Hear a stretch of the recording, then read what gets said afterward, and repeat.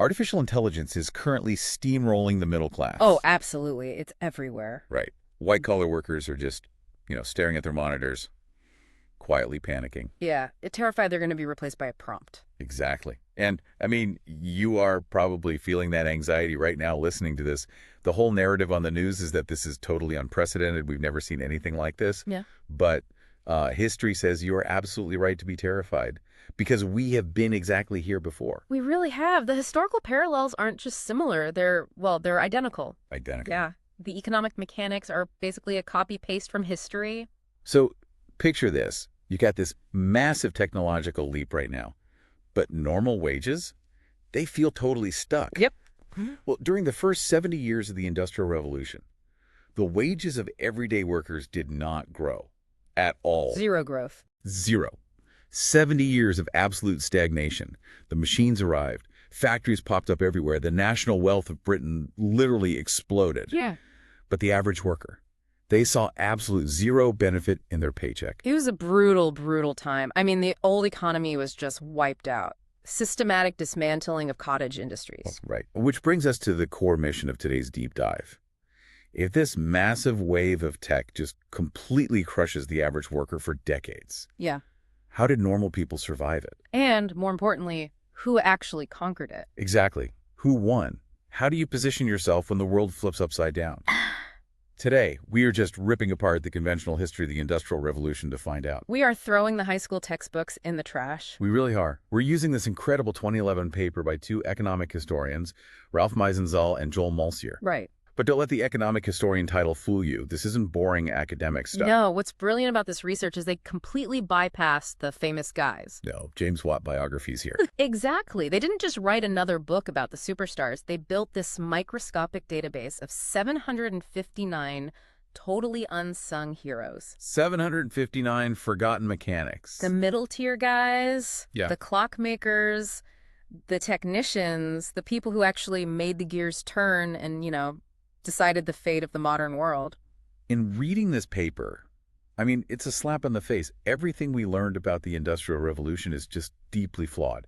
We're going to expose the myths about education. We're going to look at the massive lies about patents and reveal the actual unwritten blueprint for surviving a tech revolution. It's a complete paradigm shift. So let's start with the biggest myth, the coal and high wage myth. Yeah. You've been told your whole life that Britain conquered the world because they paid high wages and had a ton of cheap coal. Right. That's the textbook answer. But this paper says that's false. Completely false. It sounds logical, right? British workers were expensive, so factory owners wanted to invent machines to replace them, add cheap coal, and boom, Industrial Revolution. Right, it makes perfect sense on paper. If my payroll is killing me, I build a robot. Yeah, but building a machine in the 1700s wasn't magic. Right. You've got to look at the shop floor.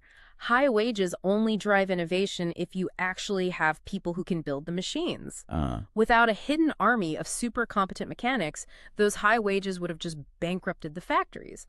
A blueprint for a steam engine is totally useless if the thing keeps exploding. It's just a drawing. So wait, what about the coal? Coal is a massive advantage. You need fuel. Coal is just a black rock in the ground. Okay, true. To get it out, you had to dig hundreds of feet down. And those mine shafts, they instantly flooded with groundwater. Oh, wow. So they invented early steam engines just to pump the water out. But these pumps were massive. They're incredibly complex, and they failed all the time. So if you don't have guys who know how to fix the pump, the mine stays flooded, the coal stays in the ground, the rock is useless. That's insane. Yeah. But wait, didn't Britain have an advantage in, big ideas? Weren't they just smarter? Nope. Another massive misconception. France had amazing inventors. Germany had great inventors. Honestly, in chemistry and theoretical science, the French were way ahead. Really? Oh, yeah. The difference wasn't the ideas. Britain had an advantage in what the authors call competence. Competence, just raw execution. Exactly. The ability to look at a theoretical blueprint and actually build the physical thing without it falling apart. So the French had the ideas. And they literally exported their blueprints to Britain to get them built. Wait, stop. The French were coming up with the concepts, but shipping the designs to England because their own guys couldn't build them. Yes. Because only British workers knew how to machine the parts properly. A Swiss guy visited in 1727 and wrote a letter saying, English workmen are famous everywhere, not for inventing, but for actually finishing what the French invent. That is a total slap in the face. It completely flips the script. Having a great idea doesn't matter at all. If your workforce can't execute it, you're dead. Exactly. Which brings us to a really uncomfortable truth about education. Oh, the education illusion. I love this part. Because today, we're obsessed with mass public education, Right. pumping up the average math scores. Oh, totally. We think average literacy equals a strong economy. But Britain's education system back then, it was terrible. It was absolute garbage for the lower classes, basically non-existent. So how did they monopolize global wealth if their education was so bad? Imagine a massive funnel. Okay. This funnel is the whole British population, the bottom 2/3.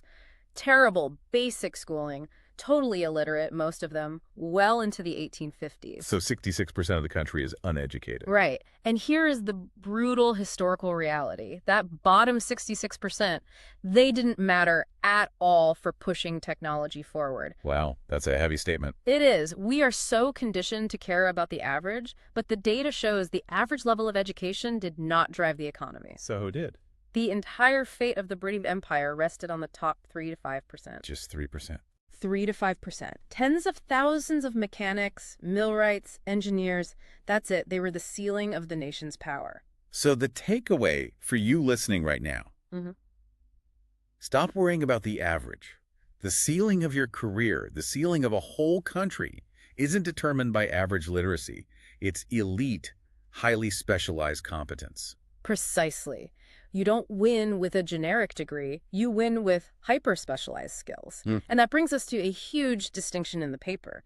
The macro blueprint versus the micro tweaker. So tweaker, let's dig into this, because I always thought James Watt changed the world. He invented the steam engine, right? Yeah, that's what the textbooks say. But this paper says the guys who changed the world are the ones who stopped his engine from blowing up. Exactly. Watt is a macro-inventor. He came up with the massive paradigm shift. The blueprint. But a macro-invention is usually terrible at first. Oh, it's so buggy. It's like the alpha version of a software app. Great concept, crashes constantly. You can't use it. That's a perfect analogy. It's just a hypothesis until it works. The paper introduces the tweaker, the micro-inventor. This is that elite 3%. They debug the invention. So let's look at James Watt. What were the bugs in his alpha version? Okay, so Watt writes this frustrated letter in 1765. He says his biggest problem isn't the ideas, it's smith work.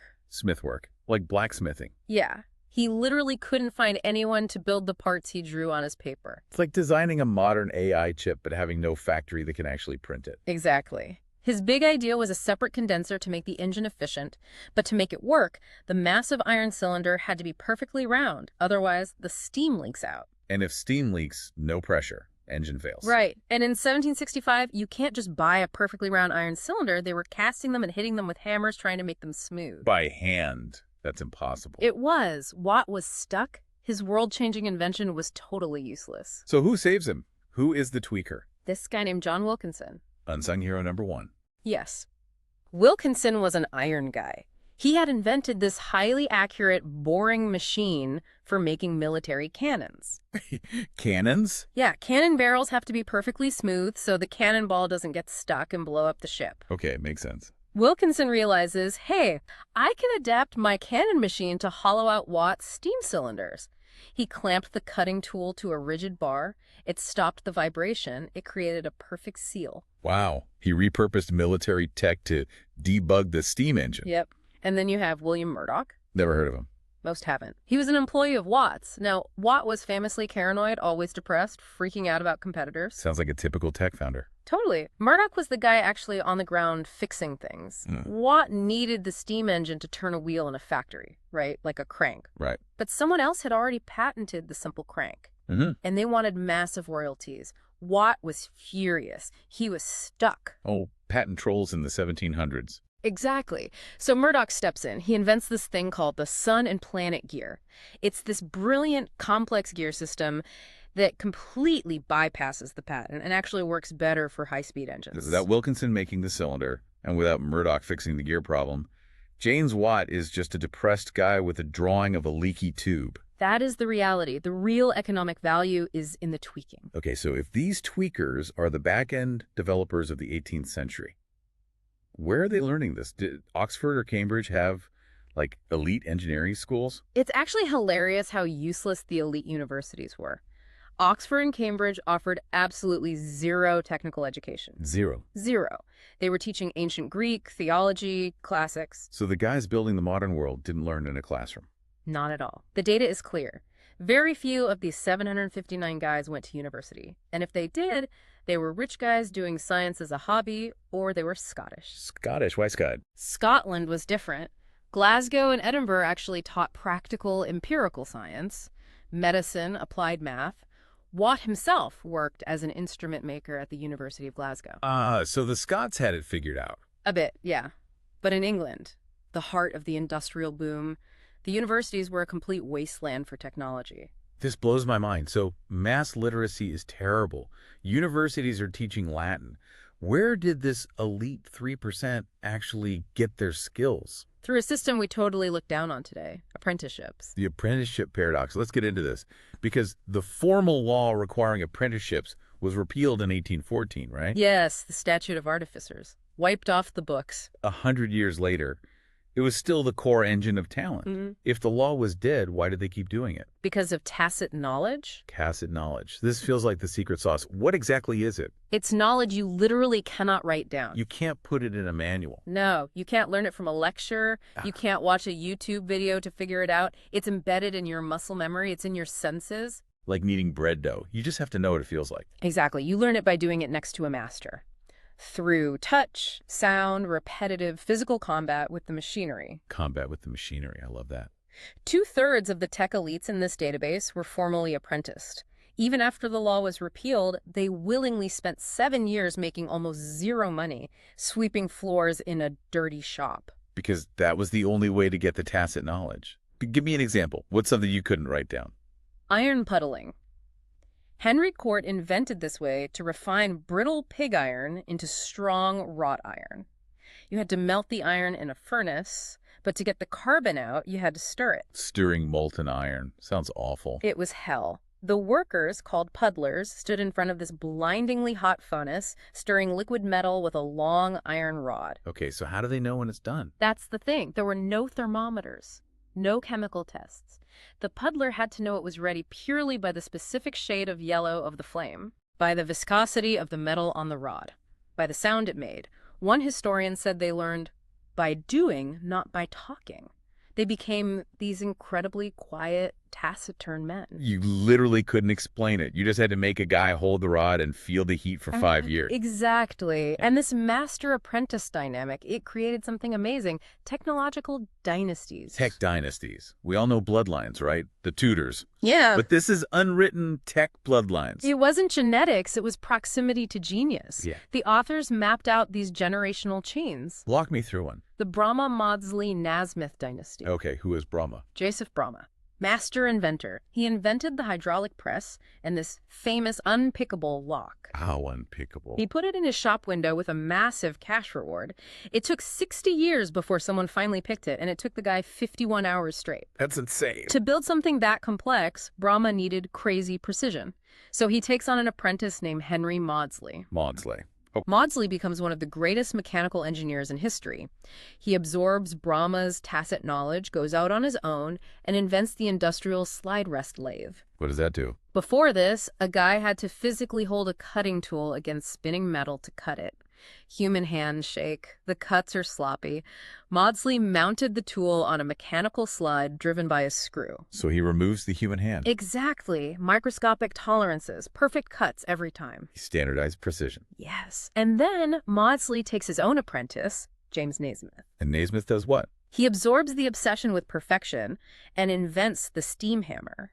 It was so powerful it could forge iron for ocean liners, but so precise Naismith would demonstrate it by cracking an egg sitting in a wine glass without breaking the glass. No way. An iron steam hammer cracking an egg. Yes, that's the dynasty. Brahma to Maudsley to Naismith, passing unwritten physics down the chain. Think about your career right now. Who is your master? What unwritten rules are you absorbing? If you're just watching online courses, you are missing the tacit knowledge. You need proximity to genius. That proximity was the real barrier to entry. Which brings us to the most mind-bending part of this whole paper. The patent lie. Oh, this is going to make people mad. Today we worship patents. Shark Tank is basically just, do you have a patent? Right, it's all about IP. We think patents guarantee wealth. But during the biggest tech explosion in history, 40% of the top inventors never patented a single thing. Almost half.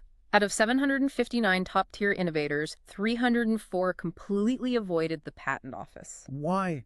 If I invent a revolutionary machine, why wouldn't I protect it? Because the patent system was a bureaucratic nightmare. Before 1851, it was insanely expensive. It cost between 100 and 300 pounds. Which was what back then? Several years' wages for a highly skilled artisan, just to file the paperwork. Wow. You had to navigate massive bureaucracy, sometimes get the king's actual signature, and after all that money, the patent was often totally useless in court. So the smartest people alive just said no thanks. Exactly. Remember Henry Maudsley? The precision genius. Yeah, the lathe guy. He also invented the bench micrometer. He called it the Lord Chancellor. It measured metal to the 10,000th of an inch. It was revolutionary. Did he patent it? Nope. 0 patents for his best work. He just kept the knowledge in his shop and built better stuff than everyone else. Wait, if this is true, why does every high school textbook talk about patents? The spinning jenny, the cotton mills. It's always a story of someone patenting a loom and getting rich. And that is a fatal bias in how we view history. The textbook narrative is skewed by one weird industry, textiles. Using textiles to understand history is a mistake. It's a huge anomaly. Look at the data. 40% of all inventors had 0 patents. But in textiles, only 19% avoided patents. The textile guys loved patents. Why? What makes a cotton loom different from a steam engine? It's all about reverse engineering. The paper notes that textile machines didn't puzzle Archimedes. They were just clever arrangements of wood and string. Oh, so if I bribe your worker, walk into your mill at night, I can just look at your loom, sketch it, and build an exact copy tomorrow. Exactly. The tacit knowledge required to copy a loom was practically 0. It was visually obvious. So they desperately needed legal protection. But the heavy engineers, the iron guys, the steam guys, their machines were too complex. You couldn't just look at a reverberatory furnace and build one. You needed the puddlers. You couldn't look at Maudsley's lathe and copy it. The complexity of the execution was the moat. So we've based our modern understanding of innovation on the one industry that was the weird exception to the rule. Pretty much. Because honestly, getting a patent in Britain was often the first step to absolute bankruptcy. The bankruptcy trap. How did patents destroy geniuses? Look at John Kay. He invented the flying shuttle in 1733. It massively sped up weaving. He patented it. Did he get rich? He was completely ruined. First, weavers rioted and attacked his house. Then the rich manufacturers realized his invention was great, but they didn't want to pay him, so they just pirated it. They just stole it. Yeah, they actually formed a union called the Shuttle Club to fund a legal defense against him. They unionized against the inventor. That's brutal. He tried to defend his patent in court, and the legal fees bankrupted him. He fled to France and died in total obscurity. The inventor of the flying shuttle died broke because he tried to enforce his patent. Yes. Or look at the Fourgenier brothers. They spent 60,000 pounds, an astronomical sum, developing a machine that made continuous paper on a roll. They patented it. Let me guess. Shamelessly copied. Copied immediately.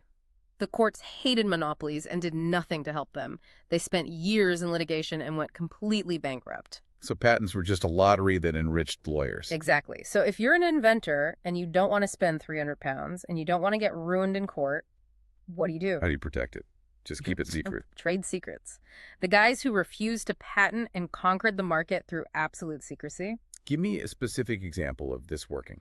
So Titus Salt, he was a textile manufacturer in Bradford. He found a massive stockpile of alpaca wool that no one knew how to use because the fibers were so tough and tangled. He spent months experimenting in private and solved the technical bottlenecks of spinning alpaca. Did he file a patent? Not a single piece of paper. He told no one outside his trusted operators. He kept it a total trade secret inside his massive factory. And what happened? He became the absolute richest man in Bradford, built an empire entirely protected by a secret. Wow. Any other examples? John Braithwaite. He was an engineer who salvaged sunken shipwrecks. He invented advanced diving machinery, underwater explosives, even a machine that could saw ship timbers underwater. 1800s James Bond gadgets. Exactly. Did he patent any of it? No. A patent requires you to draw a diagram and give it to the government so your competitors can read it. Yeah. Braithwaite literally kept his machines under lock and key, Only his trusted crew ever saw them. So tying this to today, sometimes telling the government how your tech works is the dumbest business move you can make. Absolute secrecy is a way better moat than a piece of paper. Even today, high-tech entrepreneurs say trade secrets are just as important as patents. So you have your secret, your tacit knowledge. Can you just build an empire alone in your garage? We love the lone genius myth, Steve Jobs and Wozniak in the garage. The data destroys the lone genius myth completely. 55% of the most brilliant minds couldn't do it alone. They worked in partnerships. Over half. Yes. And in textiles, it was 87%. 9 out of 10 had to partner up. Why? If you're the genius, why share the profits? Because technical genius almost never overlaps with commercial ruthlessness. Commercial ruthlessness. You need a shark. Exactly. These tweakers needed 2 things. 1, massive capital. You can't bootstrap an iron foundry. 2, they needed a commercial bulldog to manage the accounting, fight the pirates, and aggressively market the product. Watt and Bolton, right? The perfect example. Watt was depressed, anxious, just wanted to solve puzzles in his shop. Bolton was this charismatic, aggressive entrepreneur. Bolton raised the money, fought the lawsuits, and sold the engines. Without Bolton, Watt's engine dies in a shed in Scotland. So if you're the brilliant AI prompt engineer today, you can't win alone. You need your commercial bulldog. Absolutely. Technology dies without that bridge to the market. Okay, but what if you don't have a patent and you don't have a rich partner? How do you get paid? How do you get the queen to hand you bags of cash? You play the signaling game. Reputation as the ultimate currency. This blew my mind. In a world with no engineering degrees, your reputation was your lifeblood. It was your only currency. How do you build it without a degree or a patent? By solving impossible problems publicly. Look at John Smeaton. After Watt, probably the most respected engineer of the 18th century, he took out 1 patent early on and never bothered again. Just one. How did he make money? He essentially invented civil engineering consulting. His name alone guaranteed massive fees. He designed the Eddystone Lighthouse, figured out how to make mortar set underwater. After that, people just paid him huge money to look at their mills and tell them how to tweak them. He was a rock star consultant. Same with Thomas Telford. Built the Menai Suspension Bridge. No patents. Just endless massive commissions because everyone knew he was the best. And this reputation could literally unlock government vaults. Oh, yeah. The British government knew the patent system was broken, so they bypassed it and handed out giant bounties to guys with flawless reputations. Parliament gave £5,000 to Samuel Crompton. £5,000 back then is a massive fortune. Life-changing. Crompton invented the spinning mule, a brilliant hybrid machine. He never patented it. He just gave it to the public. But his reputation was so undeniable, Parliament investigated, realized he'd been shafted, and just paid him directly. And Thomas Lomb got £14,000 for silk spinning. Exactly. Edward Jenner got massive grants for the smallpox vaccine. None of it relied on a monopoly. It relied entirely on the reputation for extreme competence. Which brings us to this weird psychological point. We assume capitalism is driven by pure greed. But a lot of these guys claimed they didn't care about money at all. It sounds hypocritical to us today, but social capital was incredibly valuable to them. Were they just lying for good PR?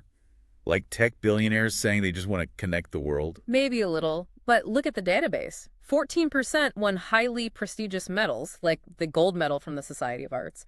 17% got into the elite Royal Society. But a medal doesn't pay rent. But a gold medal back then was essentially the 18th century equivalent of a massive tech IPO. An IPO? Wait, how? It brought instant, verified fame. A committee of experts proved your invention worked. That fame indirectly brought lucrative consulting gigs and wealthy patrons. So they weren't ungreedy. They were just playing a longer game. Right. They were chasing legacy. The French chemist Berthollet, who invented a super lucrative bleaching process, refused to patent it. He wrote, "When one loves science, one has little need for fortune." Tell that to my landlord. Yeah. But I get it. It was a different mindset driven by this crazy intellectual movement. The Industrial Enlightenment. Picture a grimy mechanic covered in grease sitting in a pub arguing about 17th century philosophy with a professor. That exact image is why Britain took over the globe. It's the collision of high philosophy and low dirt, the Baconian program. After Francis Bacon. Yes. Bacon argued science shouldn't just be math puzzles for aristocrats. Science must be useful. It should fix everyday problems. Useful knowledge. And in Britain, this actually filtered down to the shop floor. Mechanics were debating chemistry in coffee houses. Josiah Wedgwood is the perfect example, right? Absolutely. He was a potter, worked with literal dirt. But he applied empirical chemistry to invent new glazes. He invented the pyrometer to measure extreme heat in kilns. He blended high science with factory grit. And this belief that knowledge should be shared leads to the most shocking finding in the whole paper. It defies everything we assume about early capitalism. 52% of these great inventors willingly gave their secrets away for free. Over half of them. Why give away the secret to a machine that could make you rich? It was an open source culture. They published in journals, wrote encyclopedias. Edward Troughton perfected a dividing engine for navigational instruments. Kept it secret for a while, then just wrote a full description and gave it to the Royal Society as a present to young craftsmen. It's literally 18th century GitHub. Why do they do it? Because sharing knowledge skyrockets your reputation. It attracts the best collaborators. And honestly, giving it away was their strongest defensive moat. Right. If I publish how I did it, no one else can come along, patent it, and sue me. And it's so complex, they still have to hire me to explain it anyway. Precisely. It established priority without the legal cost. Middle-tier mechanics were writing into math puzzle magazines to explain mechanical improvements. They were building an open-source empire. Let's synthesize this. We've talked about superstars like Watt and Wedgwood, and we've talked about the nameless tweakers. Is there a fundamental difference between a historical icon and a dirty, unknown mechanic? The authors actually ran a statistical test on this. They compared 72 famous superstars to the unknown tweakers. What did the data say? The data says, no, there's no magical difference. They're exactly the same. Statistically identical. 25% of the absolute superstars also never patented anything. Same rates of apprenticeship. Same reliance on partnerships. So the absolute elite and the unknown mechanics played by the exact same unwritten rules. Secrecy, reputation, partnerships, open source sharing. Yes. The superstars were maybe just luckier with biographers, but the survival mechanics were identical. Which brings us to the ultimate lesson. If you're a government today and you want to win the AI arms race, what do you do? The modern instinct is to pour billions into average public education. Raise the math scores at the bottom 60%. And the data says? The data says that will totally fail to drive the technological frontier. Brutal. Progress is dictated almost entirely by the supply of highly specialized competence, not average education. Britain didn't conquer the globe because their average citizen was smart. The average citizen was illiterate and stuck in a wage trap for 70 years. Britain won because its top 3% of tweakers were culturally and economically unleashed. Trained in tacit knowledge, rewarded by reputation, partnered with businessmen, and allowed to tweak on the shop floor. The blueprints don't generate the wealth. The competence to debug the blueprint generates the wealth. That is the ultimate lesson. So let's bring it back to you, listening right now. AI is the new steam engine. It's a massive, world-changing blueprint that just got dropped on us. It's James Watt's leaky cylinder in 1765. Yes, the blueprint is drawn, but it's full of bugs. It hallucinates. It doesn't work perfectly in businesses yet. People have the theory, but they're struggling to execute. But as we just learned, the initial blueprints don't capture the real wealth. The real wealth goes to the tweakers. It goes to the people who understand the tacit knowledge of this new era. The people getting their hands dirty, implementing AI workflows, debugging the systems, building undeniable reputations, and partnering with commercial bulldogs. The survival strategy hasn't changed in 250 years. The tools are different, but the human mechanics are identical. So here is your final provocative question. When the AI revolution finishes washing over the middle class, will you be the easily replaced average worker with a generic degree? Or are you actively building the unwritten, tacit skills right now to become the irreplaceable elite tweaker of the 21st century? Because the blueprint is already drawn, the future belongs entirely to the mechanics who can make it run. The future belongs to the tweakers. Thank you for joining this deep dive. We will see you next time.